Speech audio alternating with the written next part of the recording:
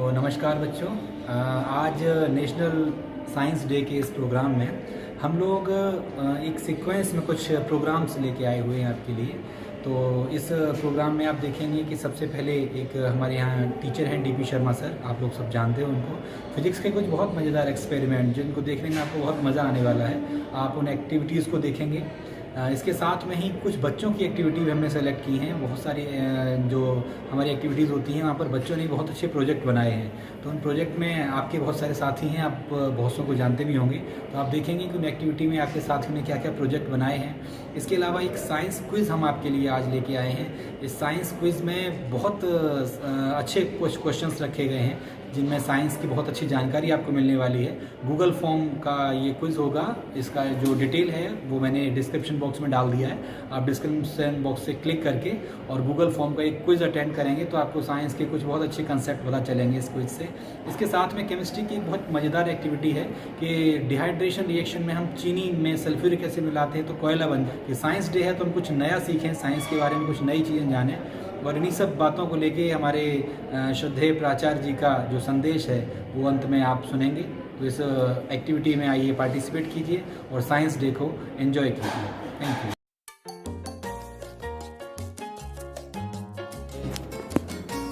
मैंने एक छोटा बीकर लिया है, मैंने एक ग्लास रॉड ली है। इसके अलावा मैंने कंसनट्रेट सल्फ्यूरिक एसिड ले लिया है बोतल में। और इसके अलावा मेरे पास ये शुगर है।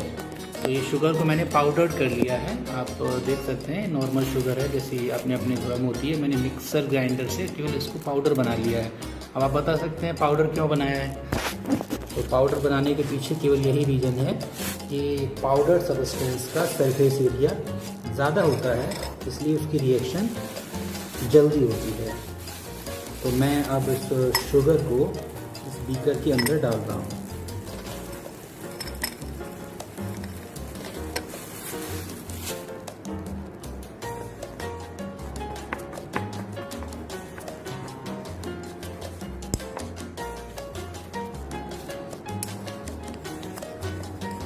तो मैंने ये शुगर ले ली है इस बीकर में। तो इसके बाद मैं इसमें डालता हूँ कंसनट्रेट सल्फ्यूरिक एसिड।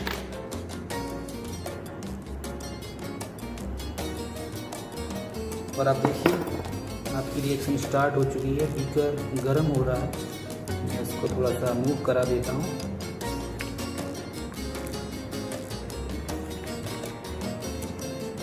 बीकर बहुत गर्म हो चुका है, मेरे हाथ जल रहे हैं इसको छूने में। अब आप देखिए बहुत मज़ेदार इंसिडेंट हो रही है इसके साथ में।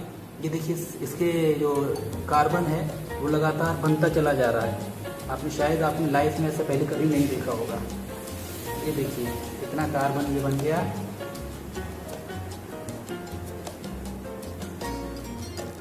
अब मैंने ग्लव्स नहीं पहने हैं, ये मुझसे थोड़ी गलती हो गई। अदरवाइज एक मज़ेदार कार्बन का सीन मैं आपको दिखाता यहाँ पे। ये बहुत बड़ा कार्बन इसमें से बन जाता है। देखिए पूरा कोयला बन चुका है। अगर आप इसको देखेंगे टच करके भी, इट इज़ टोटल कोल्ड। ये बहुत गर्म है, मेरा हाथ जल रहा है। मैं कुछ कपड़ा ले लेता हूँ।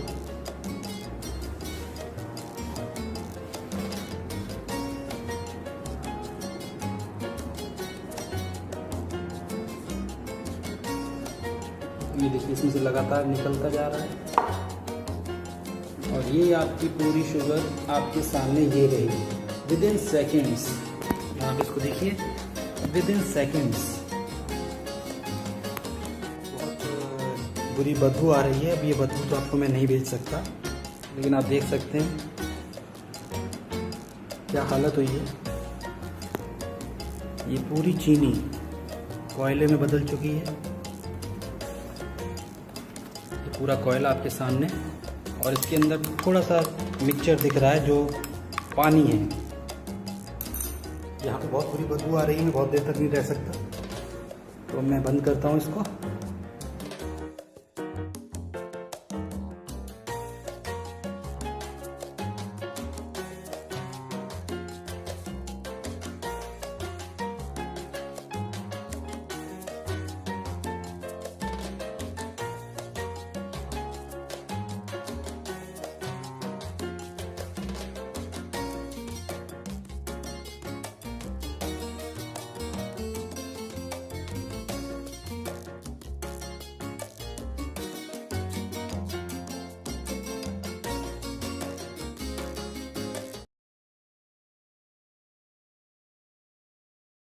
उसी का मतलब भी मालूम है ऐसी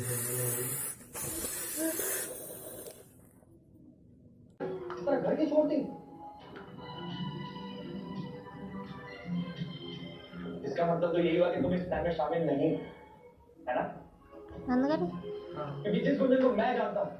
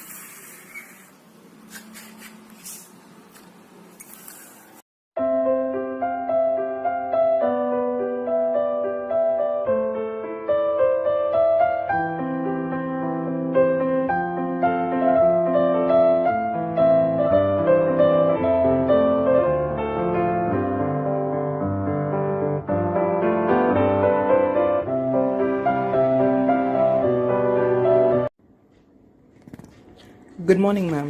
Today, I, Alish Sharma, presenting you a miniature model of a soda fountain machine. A soda fountain machine is a device that dispenses carbonated soft drinks called fountain drinks. They can be found in restaurants, movie theaters, etc. Principle: in a soda fountain machine, CO2 is dissolved into water by lowering the temperature of water or increasing the pressure of CO2 gas. Booster pumps force the water to increase the pressure so that it allows the CO2 to dissolve in the water. Now I will show you the working of a soda fountain machine.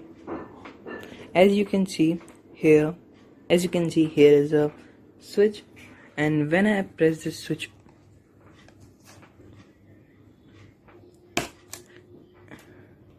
it starts the motor. So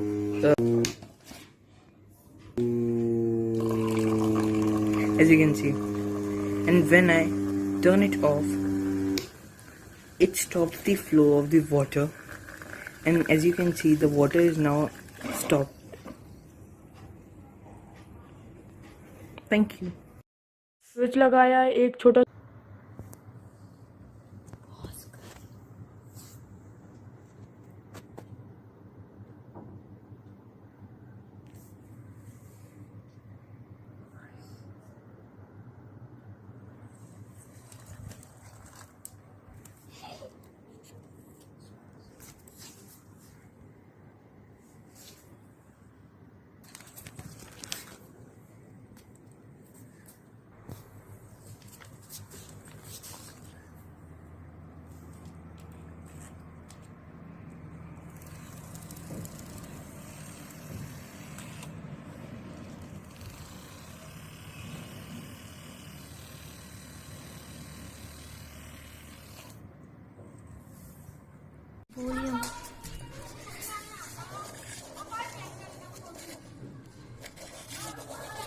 तेरी शकल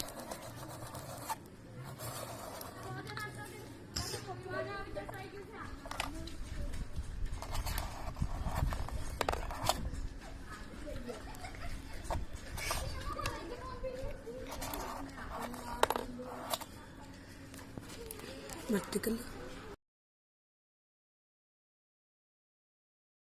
Teachers and my dear friends, this is my science exhibition project. This robot is made from only cardboard sheet, some A4 size papers and some uses of watercolors.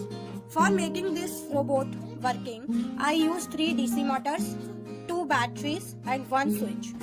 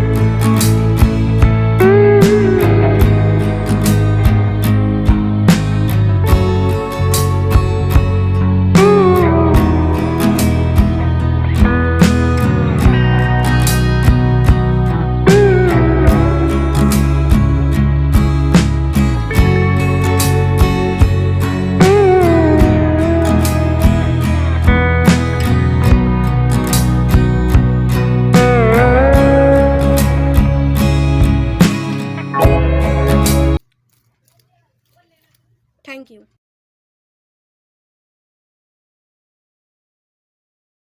Demonstration in first half part, this is accelerated, and in second half part, it is decelerated. So direction of force in first half part, it is in this direction, and in second half part, it is in this direction. So direction of force, students familiar हो सकते हैं.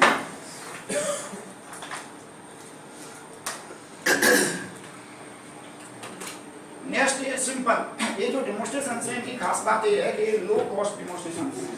कुछ ऐसे हैं इनकी कोई cost नहीं है, low cost match box and coin. तो मेरे पास में एक कॉइन है और ये सिंपली मैच बॉक्स है. तो इस मैच बॉक्स में जो ड्रॉ है इसमें एक कॉइन यहाँ रख दिया है और just I press it. Student से पूछना है कि ये कॉइन किधर को जाएगा. तो जनरली आंसर रहता है कि कॉइन ऊपर को क्यों आया, तो स्टूडेंट्स बोलते हैं फ्रिक्शन की वजह से. एक्चुअली यहाँ पर देखें तो कॉइन जब मैंने इसको बॉक्स को नीचे की तरफ प्रेस किया तो with respect to this box this coin has tendency to move upwards, so friction force acting on the coin it is downwards. तो फ्रिक्शन फोर्स की वजह से ये नहीं आता. और भी इसमें फिजिक्स है, तो स्टूडेंट्स जब इसको एक्सरसाइज करेंगे उनको कुछ सीखने को मिलेगा. नेक्स्ट डेमोन्स्ट्रेशन, इस डेमोन्स्ट्रेशन में कोई मतलब एकदम नो कॉस्ट है, सिंपली ये डंडा है और बैग है. बैग की जगह और भी कोई आइटम हो सकता है. इस बैग को मैं होल्ड किए हूँ, तो अभी इस पर 2 forces are acting. One force this is weight of the bag downwards and another force applied by me upwards and it is in translational equilibrium. If I hold using this rod, ये मैंने rod ले ली, इसको इस पर रख दिया, तो at least I have to apply 2 forces. और मैं 2 फोर्सेस लगा रहा हूँ using my this 4 finger and thumb. तो 4 फिंगर और इसको यदि मैं जो है आर्म बढ़ा दूँ, इसको एंड पर रख दूँ, तो यहाँ पर जो मैं 2 फोर्सेस लगा रहा हूँ, थंब से लगा रहा हूँ डाउनवर्ड्स और 4 फिंगर से upwards. It should also be rotational equilibrium. तो रोटेशनल इक्विलिब्रियम के लिए total torque, net torque about A point it should be 0. से मैं टॉर्क निकाल रहा हूँ 4 फिंगर के अबाउट. तो 4 फिंगर के अबाउट टॉर्क में इस वेट का निकालूंगा. ठीक, it has tendency to rotate like this. और जो थंब है उसकी जो है tendency to rotate in opposite sense. अब यदि मैं इस आर्म को बढ़ा दूं तो इसका टॉर्क बढ़ जाएगा, तो मुझे थंब से जो फोर्स लगाना पड़ेगा वो भी बढ़ जाएगा. और थंब से जब फोर्स बढ़ेगा और ये जो आर्म थंब और 4 फिंगर के बीच में जो डिस्टेंस है वो फिक्स है, वो ऑलमोस्ट जो है कांस्टेंट हो जाएगी एक सर्टेन टाइम के बाद. तो इस फोर्स का फिंगर थंब से जो फोर्स में लगा रहा हूँ ये बढ़ाना पड़ेगा. और जब ये बढ़ेगा तो टोटल डाउनवर्ड फोर्स बढ़ जाएगा और 4 फिंगर से जो फोर्स ऊपर को लगाना पड़ेगा वो बढ़ाना पड़ेगा. तो इसको जनरली ये लॉन्ग रॉड है, इसको होल्ड करना मुश्किल हो जाएगा. एक्चुअली जो है 4 फिंगर से जो फोर्स ऊपर को लग रहा है ये बढ़ाना पड़ेगा. और मैं जनरली स्टूडेंट्स को बोलता हूँ देखो ये 4 फिंगर की चटनी बन रही है। तो इस डिमोन्स्ट्रेशन का नाम है जोगी का डंडा। ये डॉक्टर एस वर्मा सर से सीखा हुआ है। नेक्स्ट,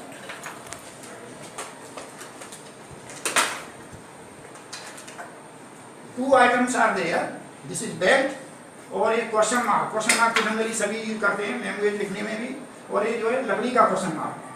तो इसको जनरली यदि हम बैलेंस करें तो ये ऑलमोस्ट यहाँ पर इसको बैलेंस कर सकते हैं, ये ऑलमोस्ट यहाँ पर बैलेंस में कर सकते हैं। तो यहाँ पर हाँ नहीं ऐसे हाँ, ये यहाँ पर ऑलमोस्ट बैलेंस हो जाएगा। सर आप सर की बैक रेट कर रही है। हाँ थोड़ा आगे, यस। भाई इसका जो सेंटर ऑफ मास है, इस क्वेश्चन मार्क का सेंटर ऑफ मास यहाँ पर कहीं है, इसको बैलेंस कर सकते हैं ऑलमोस्ट यहाँ पर है। अब ये जो मेरे पास में बेल्ट है, it is almost in the ring shape और इसका सेंटर ऑफ मास यहाँ कहीं होगा। मैं दोनों को ज्वाइन करके एक कंपोजिट बॉडी बना रहा हूँ, इन्होंने बना दी। अब now see here, this can be balanced at this tip.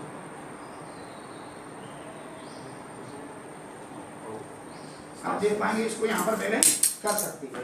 हाँ, तो उसके लिए थोड़ा इसको और सही करने के लिए मैंने क्या, ये हेयर बैंड लिया हुआ है। हेयर बैंड ये भी ऑलमोस्ट रिंग शेप में है, इसका सेंटर मास यहाँ होगा और इस क्वेश्चन मार्क का सेंटर मास अभी बताया था यहाँ पर। दोनों को मिला के मैंने कंप्लीट बॉडी बना दी और इसको हम बैलेंस कर सकते हैं।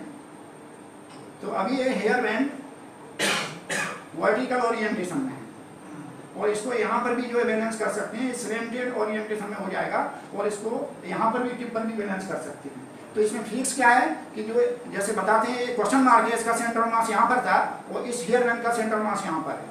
सो question mark can be replaced by a point mass which is here and this hair band it can be replaced by another point mass which is here. तो 2 पॉइंट मासेस हो गए और उनका सेंटर मास यहाँ कहीं आ जाएगा। तो इस सेंटर मास से जो वर्टिकल लाइन होगी जहाँ पर इसको टच करेगी उस पर इसको बैलेंस कर सकते हैं। तो स्टूडेंट्स को जो है सेंटर मास का कंसेप्ट दिया जा सकता है।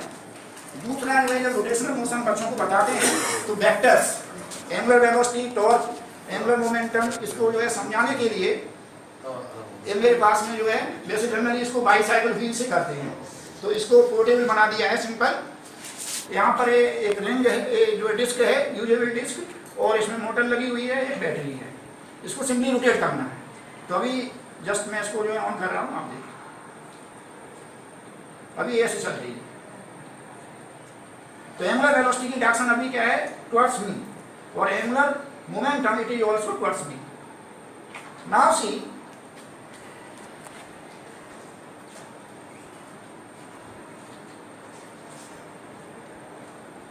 अभी मैं इसको जो है होल्ड कर रहा हूं यहाँ पर, तो देखेंगे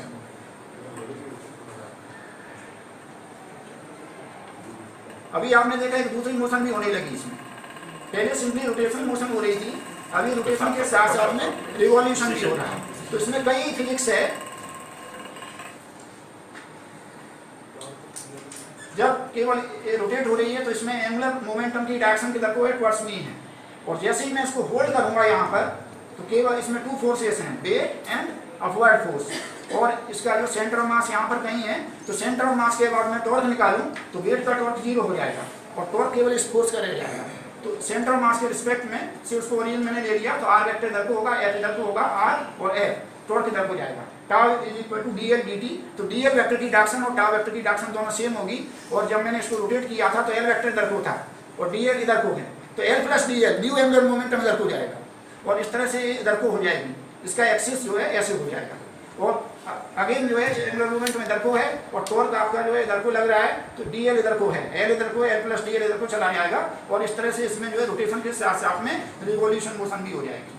तो बच्चों को इससे angular velocity, angular momentum again से अभी ऐसे रोटेट हो रही है और जैसे ही मैं इसको रिलीज करता हूँ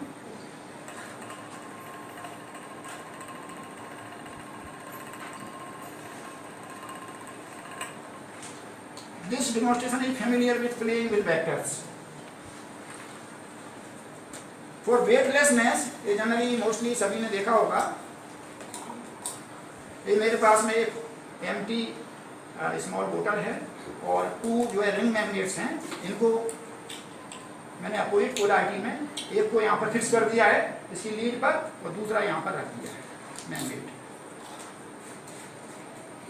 इसको जस्ट मैं रिलीज करूँ, इसको होल्ड करना है। नहीं मैं यहाँ पकड़ना नीचे इसको होल्ड करना।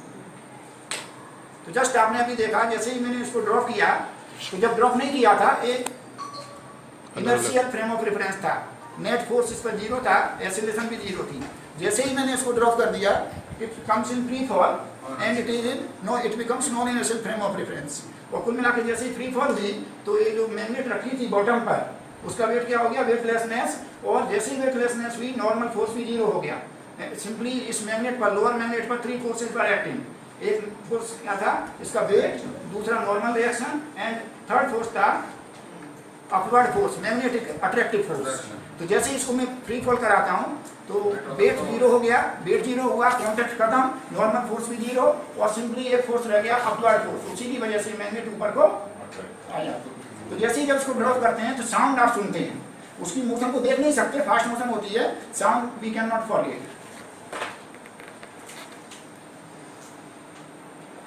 ऑसिलेशंस के लिए सबसे सिंपल यहाँ पर 3 आइटम्स हैं, क्रेजी बॉल है, ऑल पिन है, थ्रेड है और एक पेन है। और इसको मैंने ऑसिलेट करा दिया। You can see this simple pendulum, it is oscillating and amplitude of oscillations decreases. Such oscillations, they are damped oscillations. If I apply a periodic force by rotating this pen, I am rotating this pen, applying periodic force, and frequency of this periodic force, it is adjusted. And when this frequency of this periodic force becomes equal to the natural frequency of this pendulum, then you can see oscillations of amplitude increases and resonance takes place. So by this demonstration, 3 damped oscillations, forced oscillations and resonance we can explain to the students. और एक demonstration अभी class 12 के students के purpose से है। Shadow, human hair, बाल की छाया, human hair की शैडो सभी ने देखी होगी। तो मैं इसको सिंपल, मेरे पास लेजर पेन है और एक मैंने जो है ड्रॉइंग शीट से एक कैप बनाया हुआ है, उस पर एक हेयर देके उसको स्ट्रेच कर दिया है। So just I want to show you.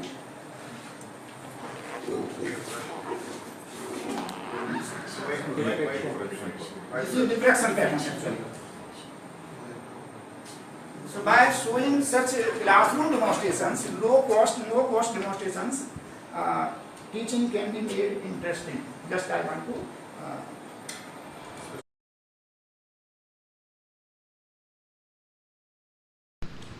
सुप्रभात बच्चों।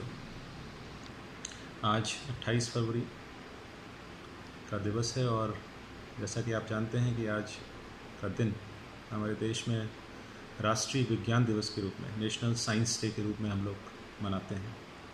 बच्चों, आपको पता ही होगा कि ये जो आज का दिन है, ये हमारे देश के एक महान वैज्ञानिक और Nobel laureate doctor Chandrasekhar Venkat Raman की स्मृति में मनाया जाता है। डॉक्टर रमन दक्षिण भारत से एक साधारण से परिवार से अपना संबंध रखते थे और उन्होंने अपनी शिक्षा दीक्षा वहाँ पर प्राप्त की और फिर धीरे धीरे वो अपने लक्ष्य की प्राप्ति के लिए विज्ञान की तरफ अग्रसर होते चले गए और विज्ञान उनका पैशन था बचपन से ही। बच्चों, डॉक्टर सीवी रमन एक ऐसे वैज्ञानिक थे जिन्होंने अपना पूरा जीवन विज्ञान को समर्पित कर दिया। उनकी एक खोज रमन स्पेक्ट्रा, रमन इफेक्ट के नाम से जिसको हम सब लोग जानते हैं, जिसके लिए उनको नोबेल पुरस्कार से भी सम्मानित किया गया। और जब उनको ये पुरस्कार मिला तो मिलने से पहले ही वो अपनी उस खोज पर, अपनी उपलब्धि पर इतने आश्वस्त थे, इतने उनको कॉन्फिडेंस था कि अनाउंस होने से पहले ही, जब नोबेल प्राइज़ अनाउंस हो रहे थे विज्ञान के लिए, फिजिक्स के क्षेत्र में, उससे पहले ही उन्होंने किसी से कहा कि I know that no other idiot can get this prize. तो इतना उनको अपने आप पर भरोसा था, इतना अपनी रिसर्च पर वो काम कर रहे थे और एक नई उपलब्धि उन्होंने हासिल की और उनको सम्मानित करने के लिए उस उपलब्धि को रमन इफेक्ट का नाम दिया गया और वो हमेशा के लिए अमर हो गए। उन्होंने हमारे देश में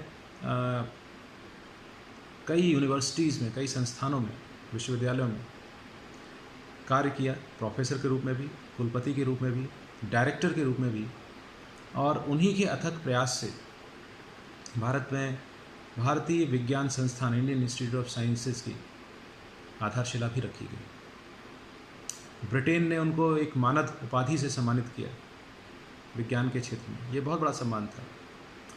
दोस्तों, उनको कई तरह के प्रलोभन भी मिले कि वो अपने देश से बाहर जाकर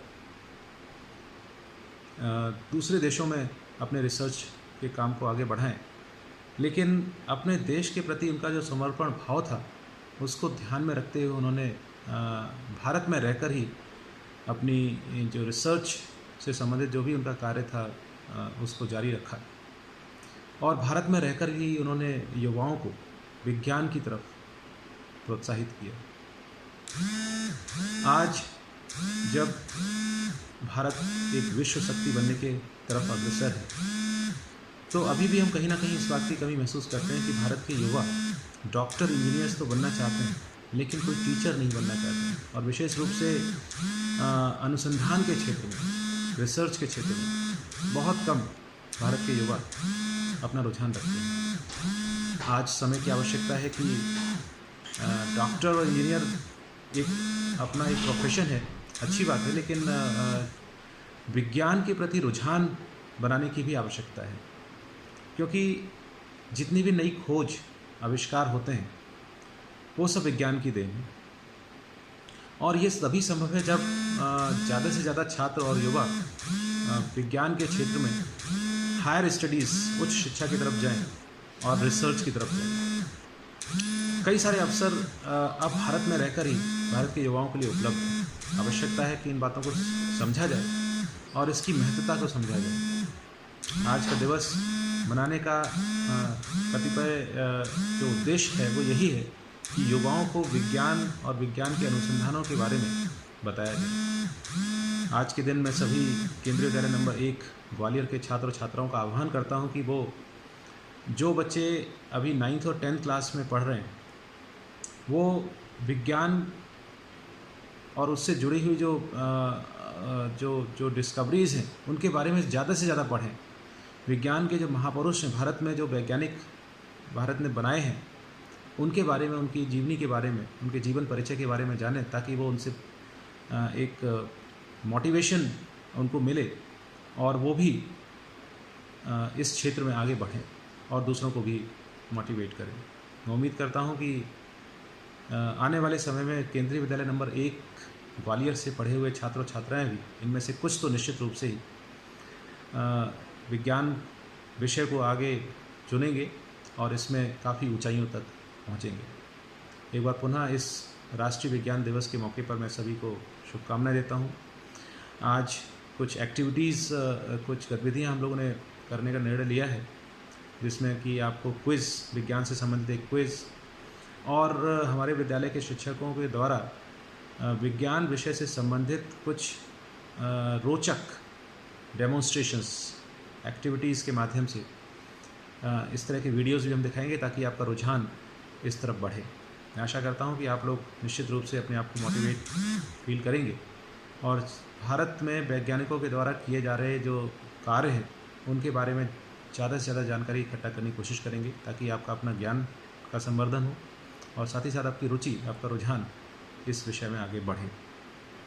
बहुत बहुत धन्यवाद। नमस्कार।